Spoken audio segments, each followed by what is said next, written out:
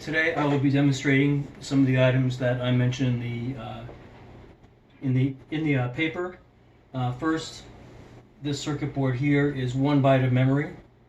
Each of these relays, each of these rows of 7 relays has a bit, and these lights here show you the status of each memory cell.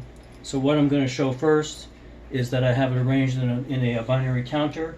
The gates for that, as indicated in the paper, are these large relays here. So we have the memory cells feed these gates, and that forms the synchronous binary counter. So we will start this up. Okay, and watch in particular these 4 red, green, green, red. As I turn on the clock, that's going to count in a binary fashion. So 0, 1, 2, 3, 4, 5, 6, 7, 8, 9, 10, 11, 12, 13, 14, 15, 0, and it just goes on and on. If we focus a little bit now on these relays here, you can see that the lights on these relays also follow a pattern of the logic that's counting up the binary counter here. The rest of these lights are just inversion for testing purposes, so they just go on and off and on and off, feeding back a bit each time. So next, let's take a look at the clock oscillator here. As I described in the paper, there's the capacitor bank under there and a couple of relays on top. These switches here control the frequency, and this is at the lowest frequency now, and you gotta be pretty careful with these. So I'll just turn up the frequency a bit. Okay, it's going faster, faster, faster, and now let me get it to maximum speed.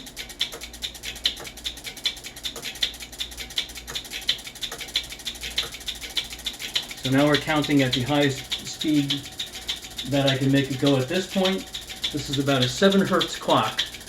Compare that to the 7 gigahertz or so, well, maybe 3.5 gigahertz or so that modern computers use. Okay, so now we'll turn this guy off. And next we will demonstrate the pulse propagation oscillator. That's these relays here. It's a 3-stage pulse propagation oscillator.